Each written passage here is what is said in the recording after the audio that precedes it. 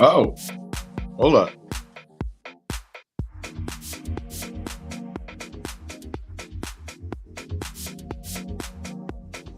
Let's bring it on down.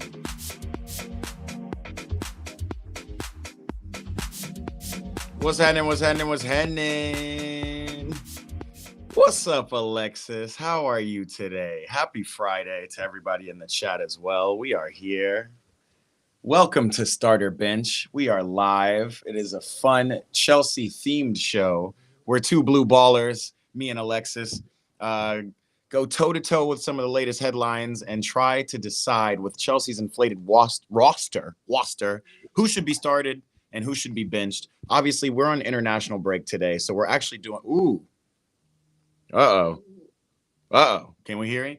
There we are. We're on international break today, so we're actually doing more of an international break catch-up. Charters is in the building. What's up, brother? I have Alexis here with me, but we're going to use her voice sparingly because she's losing her voice a little bit. How are you feeling? You doing all right? I'll be okay. I know. I never sound like this. It's crazy.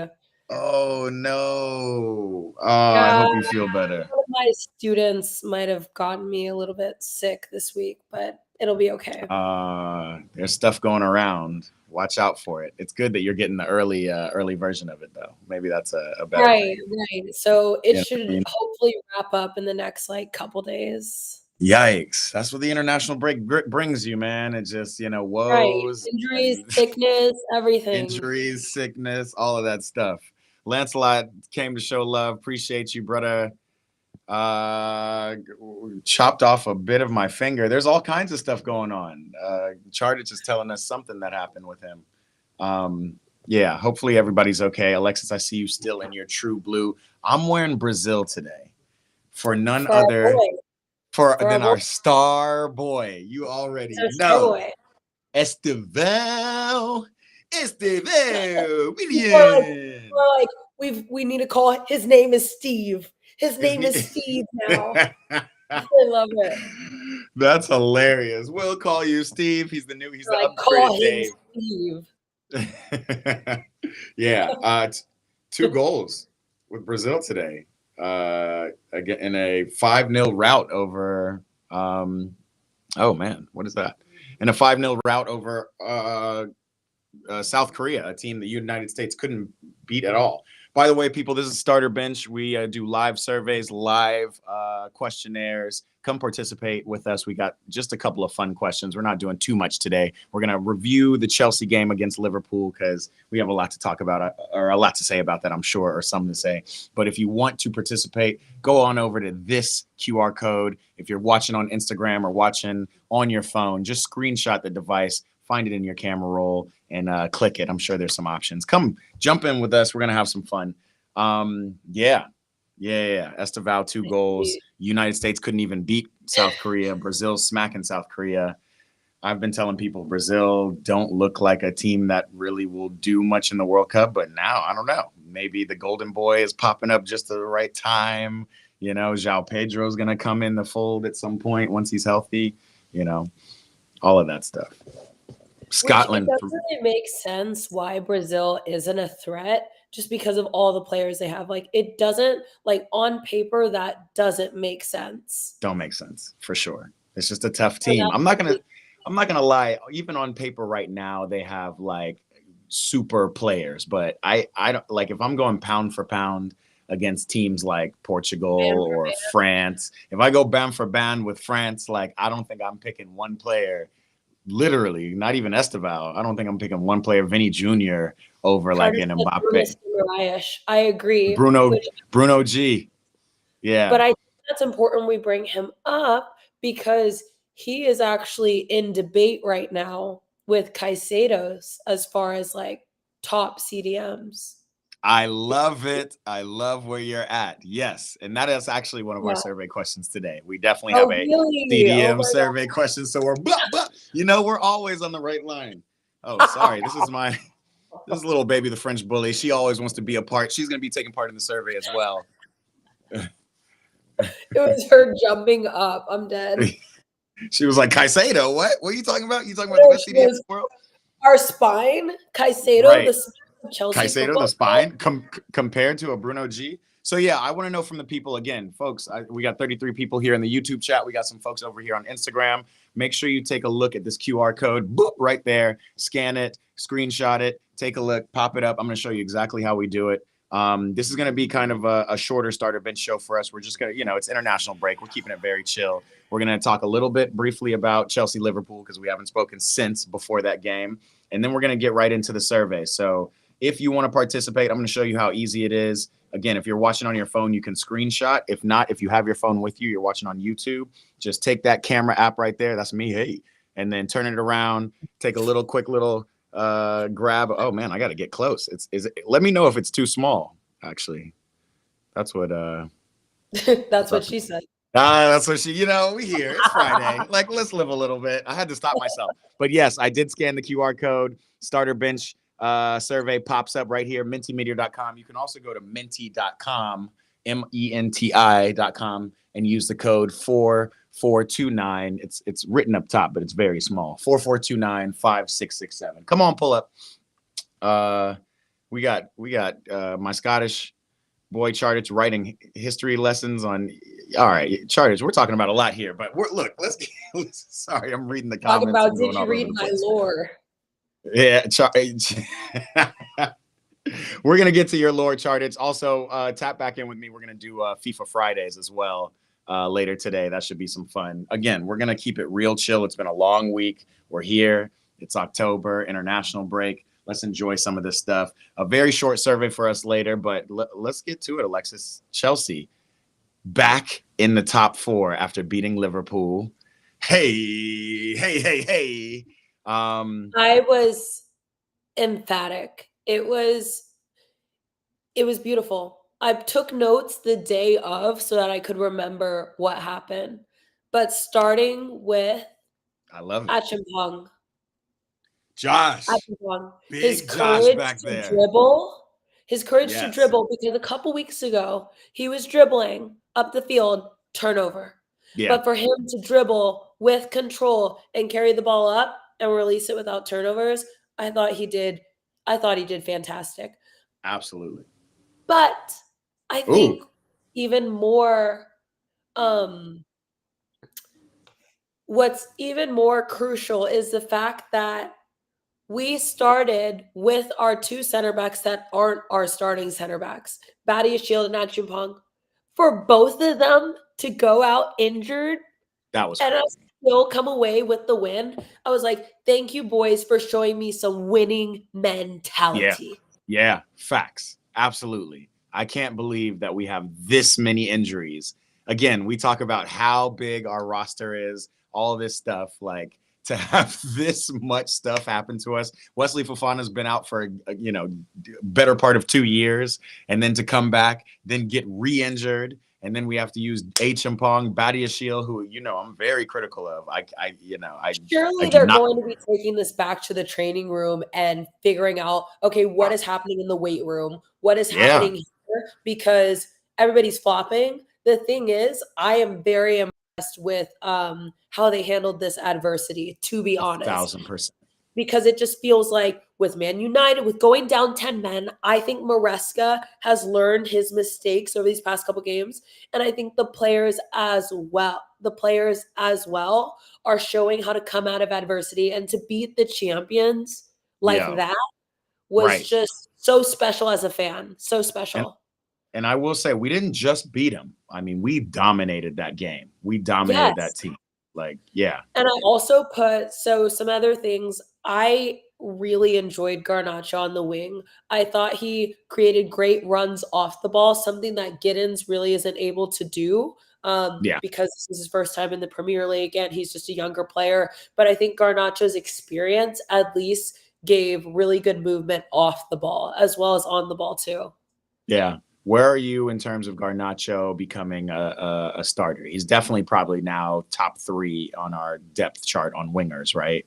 Esteval, Pedro, Neto. Yeah, my thing is, I'm wondering if Maresca's decision to bring on Esteval later was because he was injured. If he was injured, okay. But if he's not injured, I don't know I would flip it. I would have Esteval on and Garnacho as an impact versus Esteval coming on later. I think Esteval.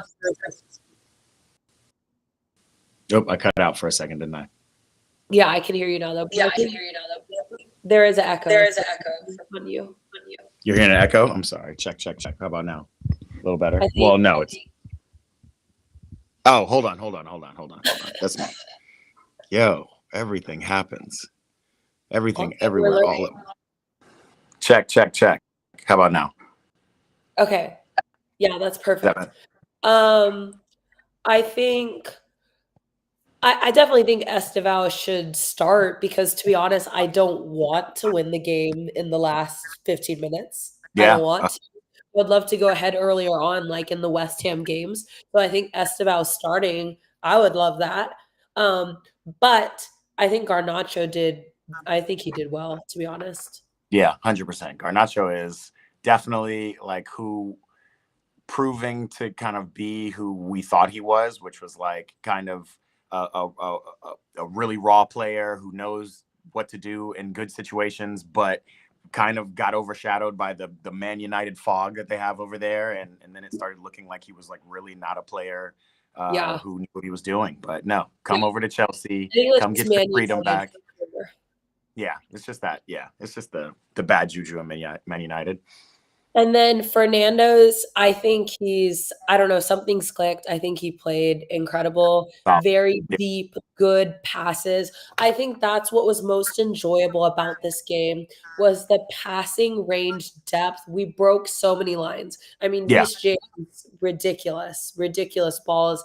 And then Fernandez as well. I think that was really exciting to see is us cut from first line to the final third. I thought that was really nice, bypassing that middle section a couple times. It felt like we took more risks this game, which was just refreshing to see.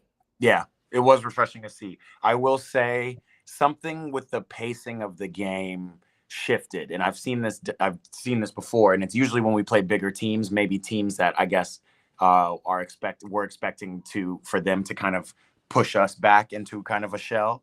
And we only get into a shell when we have 10 men. But when we are playing against big time teams, we dictate the pace and we slow it down and we like use our composure. We have our center backs actually like dribbling with composure up the field and holding for the right pass. And there's something about that. That's like the peak of Maresca ball when we actually play a team that wants to come in and drill us versus playing a Brentford or somebody where, you know, the game is a little bit more open. The game is actually better for us when it's less open, you know? Yeah, we seem to show out with the bigger teams. Always. It was nice. And Gittins also looked better. There was that sequence towards the end where Gittins cut in and he got his shot off and it was on frame. And then Esteval, I know it was on frame.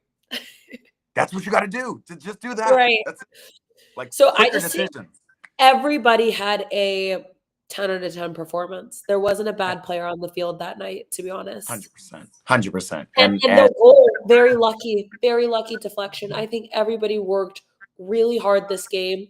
Yeah.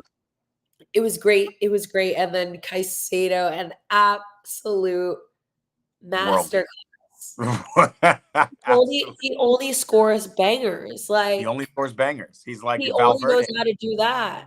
Yeah, definitely. He's up there now. Like it's really tough, and that's why we're gonna get the survey started in a second because it's really tough to think about another midfielder in the world, let alone the Prem, who is doing as much as he is doing for this team. Again, this team has injuries galore. We played in the Club World Cup in the full season last season, obviously through the Conference League, all of that stuff.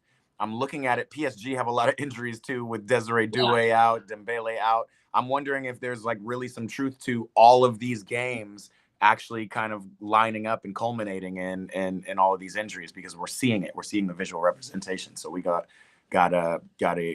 figure that out. Calm Tonza says, I feel like we aren't direct enough as a Chelsea fan. Appreciate you, Blue, for tapping in. What do you think about that, Alexis? 100% we aren't. My thing is, it's like sometimes we turn on how we played against Liverpool when we want.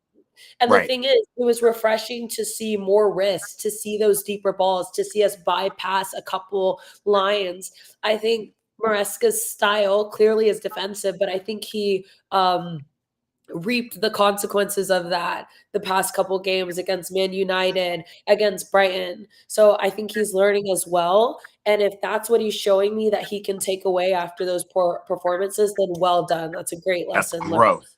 That's 1,000%. growth. All we And the want to see is substitutions. Yeah. yes, and the sub. No, the subs are the most important part. And Yeah. I mean, we sub. I mean, hold on. Let me go back to that. We did sub a lot of, obviously with the two center backs coming out, which was just like tragic. But obviously bringing in new players and them kind of coming with the same intensity, right? Who do we have in? We obviously we subbed in Esteval to come and give us a winner. Romeo Lavia got a little turn. Didn't see much from him, but it was just good to see him getting more minutes under him. He didn't look horrible. I can say that. And again, to be thrown in this the is game, like first game back and right? stuff. This is your second appearance in the Premier League, and you're playing against Liverpool. You did your thing. What I do want to say, because I can see the chat going off a little bit about Rice and Bruno Guimaraes, I want to bring up a couple of things relating to Moises Caicedo. I think Kaisedo is obviously the best ball winner. His tackles, it's unreal that knowledge. His depth as far as passing is great. The one thing I will say is like Rice is technically better than Caicedo. I think that is true in my opinion. I'll give him that, obviously. As far as technical skill. Bruno Guimaraes, yeah, I think he's just about the same as Moises Caicedo. He's somewhere in between. Yeah. He's somewhere in between Rice and Caicedo, actually. Right. He's got a little bit more aggression and defensive awareness than Rice, but he's got he's got a little bit more maybe attacking and kind of creative vision. I mean, obviously the pass, I'm not sure if you saw that for Brazil, but he made a pass to Esteval today that was world class. Which I saw. Play. Yeah. I think he's like in that in between, but I think Rice is better technically. He can play higher up and he can play lower up versus Caicedo, I think has to be playing lower, but I don't think Rice is near as good of a tackler. And I'm like a Declan Rice fan for sure. Yeah. Yeah. Moises Caicedo is the best tackler in the Premier League for sure. Ball winning every time. 100%. And again, two different teams, two different responsibilities on the team, right? Like I think the issue with Rice on Arsenal is they claim so much possession. They have such a good defense already that his defensive abilities aren't even going to be highlighted in his play anyway. So people are like, we want Declan to move forward. We want Declan to get shots off and things like that. Caicedo fits perfectly in what we're doing, right? Because we already have that handled. We don't need him to fill that role on our team. Right. And even when we don't need him to fill that role, when the time is the most important, he's been throwing bangers. Yeah, he's clutch. And this is not just this season. This is not just 2 games where he's been able to back-to-back, hit some bangers. But like, I mean, you remember his first goal against, I think it was Man United. He chipped the keeper from half field. He chipped Onana from half, like he's had bangers throughout these last 2 seasons. So for sure. I think it's interesting. MK Skills, I appreciate it. It looks like an Arsenal fan tapping in. He says, I think he's talking about Maresca when he says, I think Maresca's proved that he's way too much of an overthinker, which could hurt us in big games. I'll let you. Yeah. Well, I'm going to just say, I agree, but I think it actually helps us in big games. It hurts us in the smaller games. And that's what we've kind of seen. I think he overthinks and he goes, oh, we're down to Man United. We need to play defensive. And it's like, no, you've thought too much about it. But when he overthinks in the final against PSG or against Liverpool, like he literally was able to isolate Liverpool and PSG's weaknesses. And I'm talking about those 2 specific teams because those are the best teams we've played in the last month, 2 months, right? And I felt like in the Chelsea and Liverpool game, he let it play out. He honestly didn't even – it felt like there was less panic calls in the sense of like, all right, both our center backs are out. Right. And I think the right substitutions were actually made this game. No, he definitely made the right substitution. Even we didn't talk about Joe Hato, who had to actually go and fill in at the center back this time. I know. Like, yeah. Okay, this is what we wanted to see. This is what we heard he had the ability of. He's a left back who can kind of play. They really handled adversity well. They did. Yeah. They 100% did.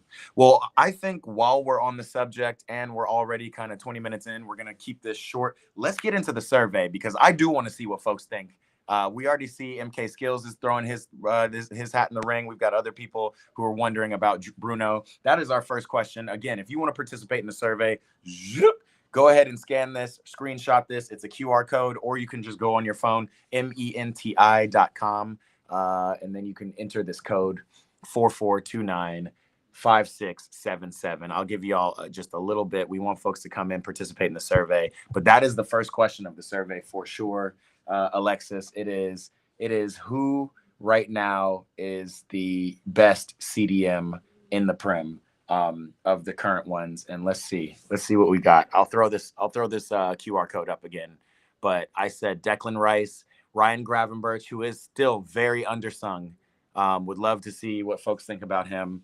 We got Bruno G and we got Moises. Like, what is up? And I'm gonna vote on this one too, because I gotta have my voice be heard.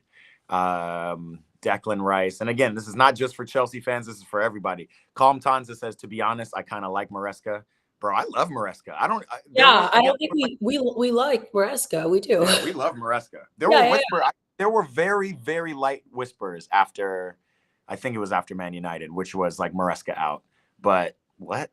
No. Yeah, no, I'm not like sack the manager. I think he's fine. I think disagreeing with someone's like choices doesn't mean that like you're doesn't mean you're wrong for us. 100%. Yeah. There's Maresca has proven enough over these couple of years that he is so that he's serious. He is serious, right?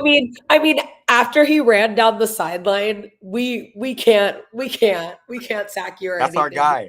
Your proper what do you think about that? Folks were trying to it was so funny. He would look like a cartoon. He was so funny in the puffer. He looked like a literal cartoon floating. I mean, think about how excited. I mean, obviously, I have reactions on live. I was screaming. I was dancing. I was everywhere. Yeah, it was crazy, and I appreciate that. And it's not, it's not overcooked. I think he should. I'm going to throw the QR code back up here so you guys can see and vote. But it's not overcooked. It's exactly what we should be doing.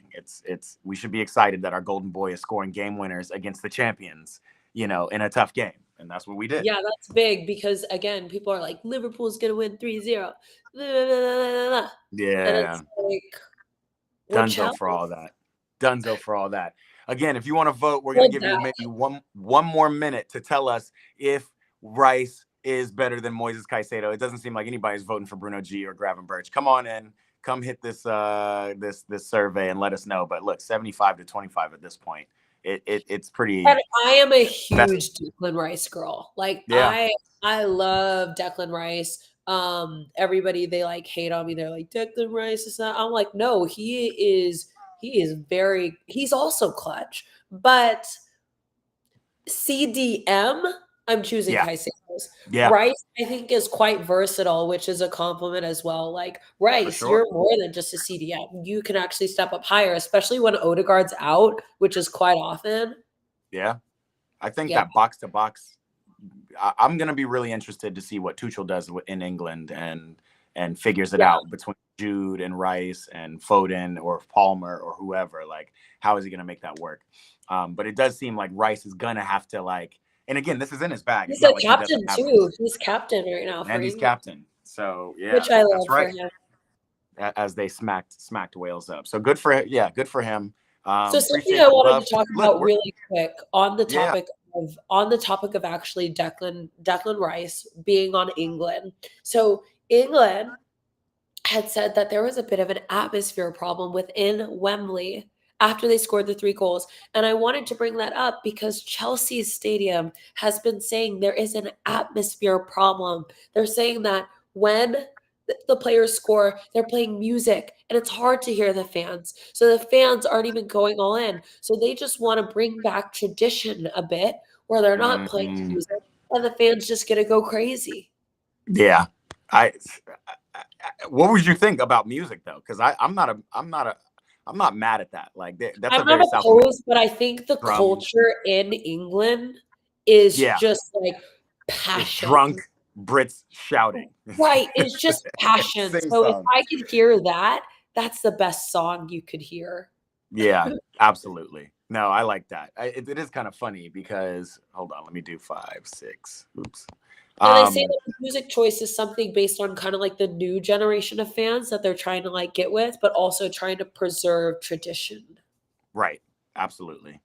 I it was a I don't know. I get confused. You know, I've been hearing for so long that Liverpool has the best atmosphere in the world. And I went there and it sounded like a library until they scored. And then it was very loud. But then it kind of goes back. And they told me it's like because we're real football fans and we really like lock in and analyze the game. It just depends. Chelsea, I've never been to a competitive match at the Brits. Yeah. I've only been to like an early preseason match. And what I've seen is that the atmosphere is kind of, you know, even keeled, but it's just the proximity and how small the stadium is that kind of creates that atmosphere. So I just want to shout this out because I think we're getting love from an Arsenal fan, which is nuts right now. But MK, I appreciate your comments, appreciate the love. He says he likes that unlike Chelsea fans on X, we actually watch the game and don't rage bait.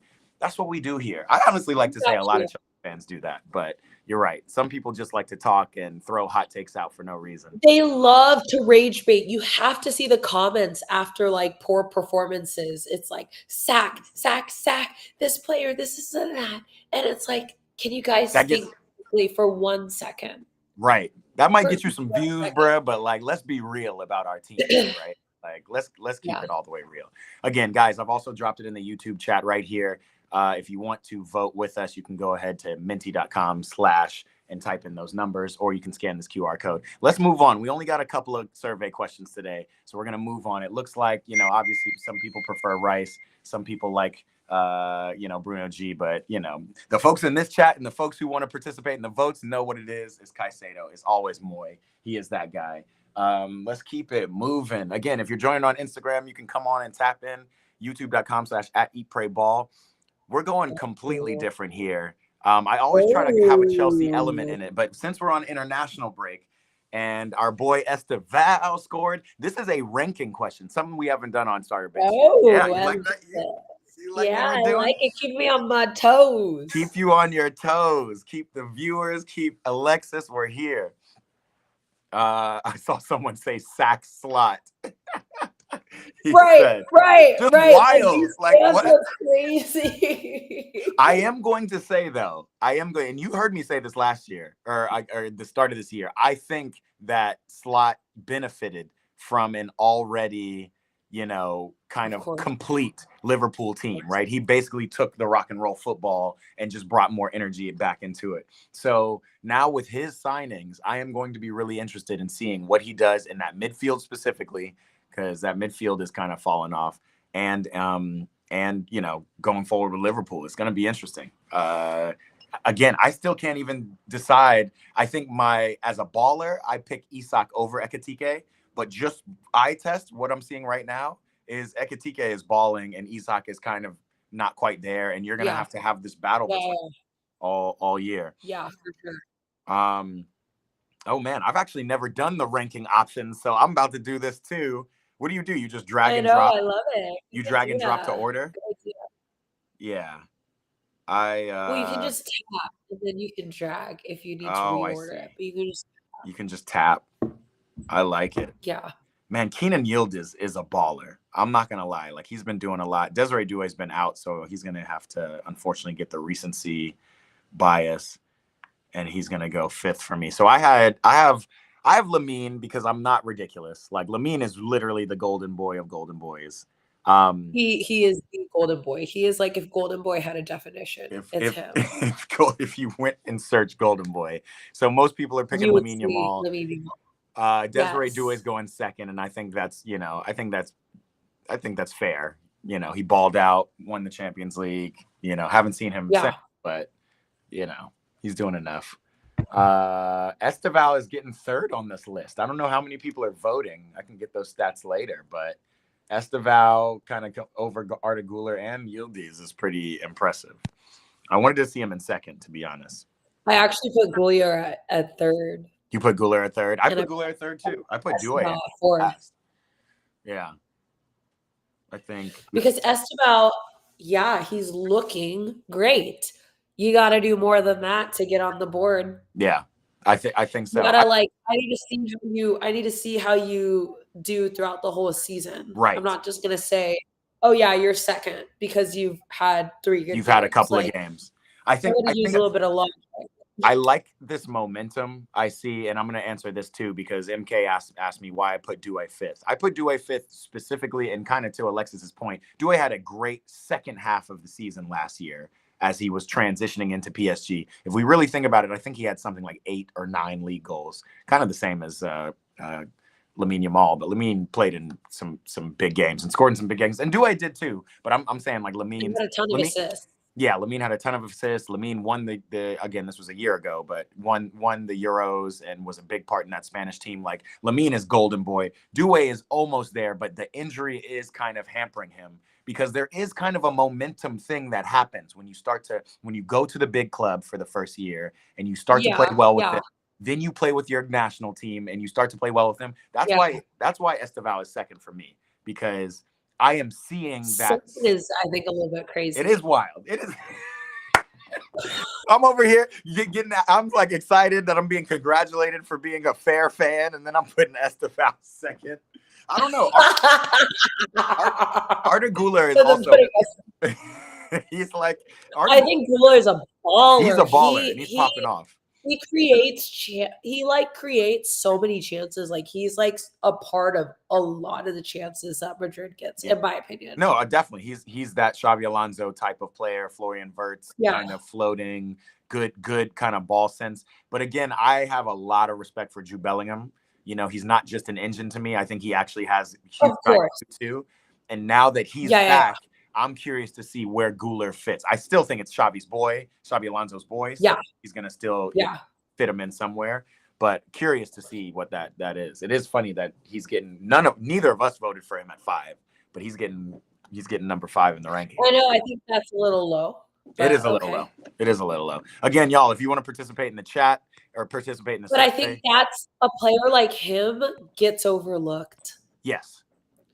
I think that's the reality. A player like him does get overlooked, unfortunately. Even though Ancelotti overlooked him all last year, you know. Speaking of overlooked. Yeah, for sure. Endrick. I don't have anything about this, but like, can we poor guy. Right. Can we free Endrick? Like, is there anything we can do about that? I guess not. I don't know. But yeah, that was kind of tough. Poor guy. All you see are the pictures of him on the bench. This is an interesting one. This was one that I was gonna do. MK Skills said it in the chat. He says, "Want your opinion on Cole Palmer versus Saka versus Foden?" I don't like that this is coming over your face. I'll put it on my face. I'm curious what you think, because I don't think it's really a debate. Like, I don't think Saka's in. I think Saka's in a different level, a different tier. You know, he's been in England for quite a while. He's obviously so important to Arsenal, even though Arsenal. What do you think? I'm curious what you think first. I think, unfortunately, Phil Foden is. If I were to rank them, I would probably say it just depends. That it's not a real debate, right? Like if I'm being honest and ranking them, I would go Saka, Cole, Foden, right? If I'm talking about importance to your team. Foden's definitely last, but it might be Cole. Saka. Yeah, it might be Cole, Saka, right? Saka went out, and who else but, you know, the Chelsea reject, right? Noni Madueke. So my thing is, yeah, I feel like to be top of this list, you kind of need to be like that key player on your team. I think Arsenal has other key players, so especially because Saka has been injured so many times that like. He's not their focus right now, in my opinion, because I even think the people who have filled in are fine. I think Palmer is, I mean, he got nominated for the Ballon d'Or. Right. Generational stuff. Foden, who I love, if you wouldn't have fallen off, you would have been higher up the list. But to have the season you did in the 2022 to 2023 campaign, and then to fall off all of 23 to 2024, and you're not even a starter, that's bad. So I think Palmer, Saka, and then Foden, if we're going to debate. But if Saka hadn't been so injured and he'd probably be number one. Yeah, I agree with you. But I do think just even we've seen all of these players come and have injuries and come back from injuries. Yes, what Saka does is undeniable to me. Yeah. But I think what Foden has the capability of doing, I'm sorry, not Foden, Palmer, and Foden as well, though. Even when I see Foden like hitting a worldie every once in a while, like again, the first thing that comes to mind is that Real Madrid, turn and top corner when they were really against it. I think that is a kind of a little bit of a level above even Saka. And then I think what Palmer has the ability to do is a level above what Foden does. Like, I think Palmer can come out of nowhere, dribble 5 players, and pass it into the goal. And you're just like, oh, shit. Like, I think Palmer's IQ, again, like, I view Palmer more as – I think it's an interesting question as well, just because of where all these people play positionally. I don't know if you're comparing those three, because I view Saka as right winger and Foden as well. I view Palmer as a 10 most of the time in my mind. So Palmer is it doesn't matter what position he plays. He needs to be on the field. Yes, versus Saka can't play out of position. Foden can't play out of position as well. Remember that whole England, does Foden play on the wing, or is a Foden a 10? Like, Foden cannot take Cole Palmer's position as maybe also what Foden needs is a nice little Jack Grealish moment. Put him somewhere else. That's probably true. I can't think of a system that works better than Man City's system for Phil Foden. Jack Grealish, it was actually against him a little bit. He wasn't able to be kind of. But for Foden's style, City's probably. City's probably. So we'll see. I think, we got folks in the chat. Calm Tanza says, Cole Palmer was 8th in Ballon d'Or ranking. MK Skills said he should have been 27th. I don't know, or 22nd, I should say. But I don't know. Cole at this point, top 10 young boy, and he has enough of a body of work too. He has 2 years and a couple of big games, including finals, where he's shown the best of himself. So we'll see. We'll have to see. And again, every time we see him play a big team, he shows out more. Again, I can't, obviously the Bayern loss was a Bayern loss, but that goal came out of nowhere, and it was literally just cerebral Cole Palmer doing what cerebral Cole Palmer does. 1-2 goal. All right, next on the survey. Again, if you guys want to participate, I'll throw up the QR code, or you guys can do this. Look at this. Not click on this link, but you can go to minty.com and type in these numbers. This is the storyline. This is a trending topic that we've heard about La Liga, Barcelona versus Villarreal coming to the U.S. mid-season. They're going to have to fly all the way over to Miami. You said no. Don't do it. The fans again, here don't even deserve it.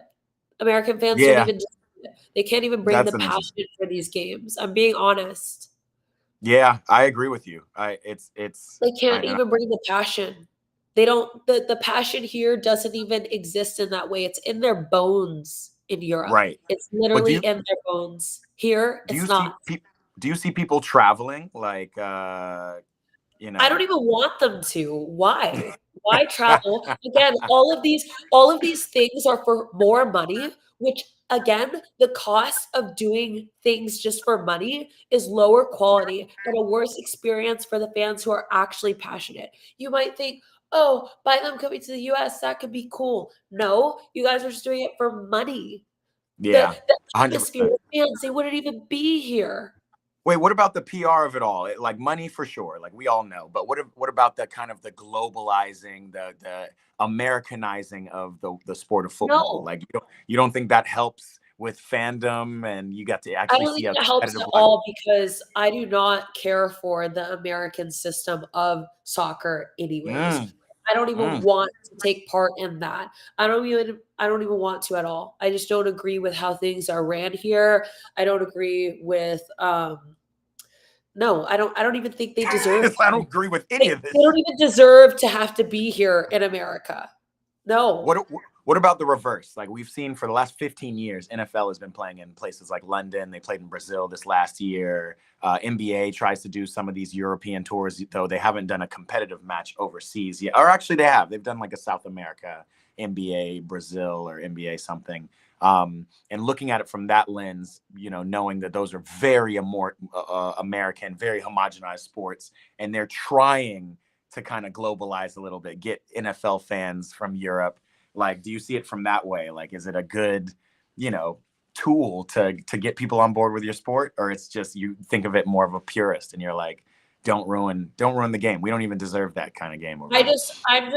I'm slowly getting bored of extra things and things like this. And I care about our players and how long they will be able to preserve the quality, because I'm looking at our players and I want to see, okay, who's going to be the next GOAT? Who's going to do this? And with that, they need to be taken care of. They need the right atmospheres and such. And I don't know. I mean, I'm just speaking from the experience of even different football events that have happened this year, like the Messi event that I went to, which was cool, but the crowd was dead. Are you kidding me? Messi. Shouldn't everybody be ravaging, right? Wait a minute. We didn't talk about that. Wow. It was a dead crowd. Was it like, again, I went to the LA crowd. I just think if Messi is at an event, I just think everybody should be going crazy. That's true. And I think that is also with just a lot of, like, even the FIFA Club World Cup out here, the fans aren't the same. Yeah. So I think the best example, forget about the Messi one, that is accurate, but it's like the best example was even the FIFA Club World Cup. You saw stadiums were dead just because the game was at 8 p.m. What do you mean? In Europe, that would never happen. So 100%. I just don't know why we would do that when the fans aren't here. They're not. Yeah. Not in that way. I'm torn in the way that the survey is torn. And honestly, guys, come vote, come scan this QR code, go to minty.com and change the survey. But I'm torn in the way that, like, I understand that, you know, one of my biggest focuses is growing the game in America, right? We're not going to have, we just don't have the same fandom as other fans. Like, even the passion we have for college football does not show the same way as the passion of Boca Junior fans and Copa Libertadores or something like that. So it's just not going to show up, but maybe there's a realm in which us seeing the best of the best competitive matches and not in these exhibition type styles of play will help us become more into the game. But there's another side of that where I agree with you. Like, one, we kind of don't deserve it. Two, La Liga, like I don't think I looked at whether or not it would be a Barcelona home game or not, but anytime Barcelona travel outside of the country, it will be a home game. So if it happens to be a Villarreal home game, that would be incredibly unfair. Yeah. Now, MK had an interesting point. He said, well, it will help the smaller clubs get more money because apparently but I don't like that either. I don't like the Americanization. And I'm telling you that's where my head is. If that wasn't a factor, I'd say, yeah, do it. Let's do it. But I know that anything, when you Americanize it, it's just for profit. $4,000 tickets. And you want to see Lamine Yamal in a competitive match. Right. Yeah. And it's like, I just want to see passion. I want to see the same opportunities that you would have in Europe as well, and not something that's going to be more expensive and cost, because these kids, they need to see these players, but not for like hundreds and hundreds of dollars just by coming to the US. It's the same shit we're seeing during the World Cup, right? We're seeing these weird dynamic pricing. We don't know what the prices are, but already I can tell you that the tickets that people have bought pre-sale are more expensive than the tickets I bought for Qatar. So it's the American thing. It's the American way. It's so unfortunate. That's why I'm like kind of even torn about the World Cup here, just because I just want to preserve the passion of the game. You want to preserve that? I know, but America has been a part of the World Cup and have hosted the World Cup before. Like it shouldn't be. And like, this is a perfect country. I mean, obviously the three countries are perfect countries to host. They have the stadiums, they have the support. So we're gonna have to see. We have some more people hopping in. What's up, y'all? I just want to shout them out. Joe Desbois, Tartar Ramo. I have one more question for us. You guys, hit this QR code. It's up here. I think, Alexa, if you raise your left hand, No, your right hand. It's right. Yeah, there it is. Hit that QR code or go to minty.com and type in this code right here. I'm going to have to pin it. Actually, I should pin it. Can't pin it. Don't know how to pin it, but it's on YouTube. Come tap in. We got one more question, and this question is nice because this is something different we've not done on this show before either, Alexis, and that is write in your answer. We want two teams that you think will be participating in the FIFA World Cup final in 2026 happening in MetLife Stadium. Tatar Ramo, we are in Los Angeles, California. We're Chelsea fans in Los Angeles. Look at Alexis. She's really thinking about it. Yo, and as you type in your thoughts, Alexis, and everybody, please come and participate. I'll throw the QR code up one more time. I had a dream. This is like a really... Yeah. Just like that, too. I had a dream that Brazil faced Portugal in the final. Portugal barely squeaked by France in the semifinal, and Brazil made it. Somehow Neymar had resurged and became this perfect leader. He's not dribbling and doing all this stuff. He's in the middle with Bruno G, just distributing the ball. Again, guys, hit that QR code if you want to participate in this. But who are the two teams that you want to see or think you will see in the World Cup final? We have Spain and Argentina. I haven't voted yet. I haven't even done this word thing yet. I think it'll be interesting. This is so cool. I love it. Yo, interactive surveys are the best. Yeah. Yeah, you did that. Good job. So we'll see. Whatever people decide will be the biggest words that I guess pop up on screen. So that'll be an interesting visualization. But yeah, come tap in, participate in the survey. Come tell us who you think. It looks like that was you that said Spain, Argentina. What you think Argentina's gonna back-to-back get to the final? You think they're that quality, huh? Yeah. Definitely. Yeah. Duh. Yeah. Definitely a lot of people are saying Spain, and I'm kind of there with Spain, but I don't know. I don't know if pound for pound in this long tournament, Spain can do it. Band for band, without Rodri, without a healthy best player ever. I don't know if they can do it. But again, this is an interesting visualizer because it seems like Brazil and Spain has a good team, meaning like they've got their all-stars, but they've got a good team. They've got like hard workers. Like if I'm being real, even if Marino's in, like he's not like your world-class player, but even him, and then you got Olmo and they just work well together. These aren't like world class, but they're good solid players that they just work well together. They do work well together. I think our guy. Yeah, Cucurella and I was Balde can't even get in over Cucurella. Cucurella is that guy. He is a solid Spain left back. I can't name who the right back will be though. Curious what that ends up being. I can't really name their center backs outside of Dean Huijsen. Is it gonna be I was thinking of him too. Yeah. I don't know. And then striker. Striker is the only other position where I'm just kind of like, I just feel like there are some teams like Portugal where I can name an 11 that feels like an all-star 11 front to back, between Nelson Semedo or João Cancelo or even we'll just go with those right backs. I was about to say Diogo Dalot, but I don't really actually rate him that much. You've got Ruben Diaz and who else in the middle center back? You've got obviously the best left back in the world and Nuno Mendes. You've got Bruno Fernandes, you've got Neves, Vitinha in the midfield, you've got Rafa Leao, you've got João, you've got Rico, like that seems pound for pound. I know they're still not a team that looks perfect, but like a team that's like and the World Cup is longer this year, so I feel like depth is going to be an important part. Yeah. MK Skills says Kubarsi. Yeah, I can't think of anybody else who'd be sitting back there at center back. So you got to play the 18-year-old. He's playing for Barcelona, even though Barcelona's defense is in shambles. It looks like the folks who voted are saying Brazil versus Spain. Nobody wants France or Portugal as, France and Portugal are up there, but Brazil and Spain, that would be an interesting one. Crazy. Yeah, do we know what city the final would be in or no? Yeah, that's going to be the MetLife Stadium in New Jersey, New York, New Jersey. Oh, okay. Yeah.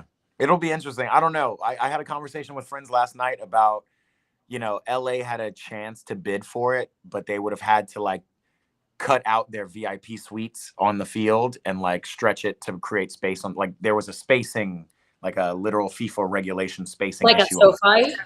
at SoFi Stadium. That would have been the coolest thing ever. SoFi is like a work of art. It's so beautiful. I think SoFi is beautiful. It's funny. My favorite stadium in the United States is the Mercedes-Benz Stadium in Atlanta, Georgia. Maybe I'm from Atlanta. So amazing air conditioning, amazing. It fits the trafficking. There's a lot of traffic in Atlanta, but it's right downtown. It's easy access. SoFi, I think, would be wonderful. I just think, how the hell are people getting to SoFi Stadium? And then there's no train, there's no it's just nothing. And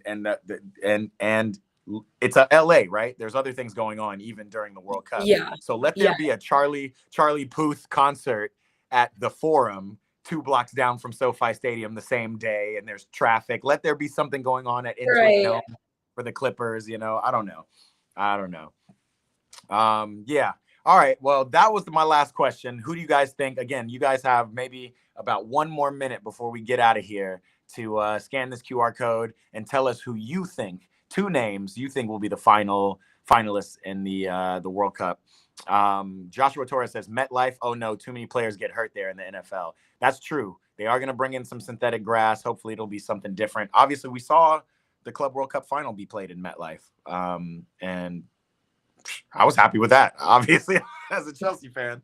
So, right. Like Chelsea seemed to play fine there. So we gonna see. I like Joe Dubois. He says Portugal always mess up, which is an interesting thing. And especially during this international break, it's worth saying. It's like Portugal actually do have like a really stacked team.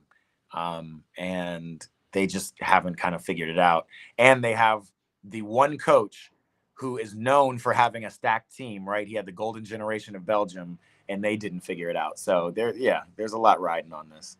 My boy Keys, who's a regular one of my ballers who participates in our watch parties. He's from Brazil. He says Brazil will be lucky not to get knocked out in the group stages. Even my Brazilians are not sure about Brazil. It'd be your own people. It'd be your own people. Keys, we got Esteval now, baby. You got Esteval. We've got Steve. You got Steve. Big Steve. Is that going to stick? Because I'll do it. Steve Willian would be the funny. You know how I say Nick Jackson and Bob Sanchez? Yeah. I'm going to start saying my boy Steve Willian. I'm going to just shout out my guy IDK on Instagram who says Mongolia versus Pakistan in the World Cup final. Calling it. There you go. From my boy IDK. I appreciate you tapping in. Alexis, we got international break for another week and change. And then we're back. And we're back with a vengeance. Chelsea, hold on, flat. Let me see. I've lost it in my head. I thought I knew who we were playing. We play Nottingham Forest next, which is actually an interesting match. Nottingham Forest now with their new Postecoglou. Yeah, Postecoglou, who might be sacked by the time we play him. Who knows? I don't know. They looked really good starting off in the season. They look like a team who can kind of like, play off of the power of friendship. But once they switched managers, lost 1 game, switched managers, now they've gone on a losing streak. Is this an easy game for Chelsea? Fantastic. But I was always like, dang, I can't believe like Nuno's gonna stay even after the manager came on the pitch and confronted him like that. I was like, dang. And then now having Ange, I mean, you definitely downgraded. That's a downgrade for sure. Ange is a downgrade, unfortunately. Ange, like, you should have just rested on that Europa League win and just kept it moving. That's really all it is. Right. Yeah. All right. Well, I think we're going to expect a big Chelsea comeback. Again, we're coming off of the heels of a big win against Liverpool, a little rest in an international break. That last bit of news is apparently Cole Palmer is going to be out a little bit longer, which... Yes, he's going to be out till November, unfortunately. Yeah. But it made sense. Keep him healthy. I don't think we have anything to worry about. We just beat the champions. The world is ours. We have Nottingham Forest. We have Ajax in the Champions League. We have Sunderland and then Wolves. And then November 1st, we have Tottenham. if we can get him back by November 1st, I would be right. completely. Right. We should be okay. Yes. Yeah, Yes. that Definitely. should be cool. So a Yeah. lot to look forward to. We still in the Champions League. We've now beaten the champions. Still an exciting time in the Premier League. Obviously, we're Premier League fans. We're Chelsea fans here. So we got more to come. A lot more to come.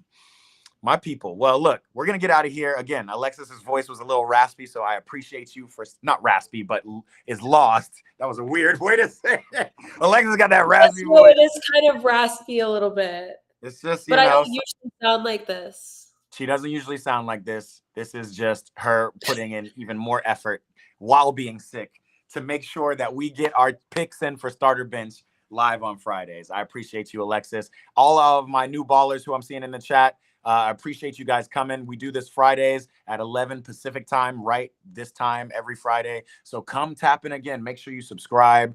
Make sure you come talk your shit. This is a Chelsea-focused survey show, but obviously we're in the international break and we wanted to have some fun with World Cup questions and whatnot. More questions coming. Joe Dubois said, ici c'est Paris. Okay, frérot.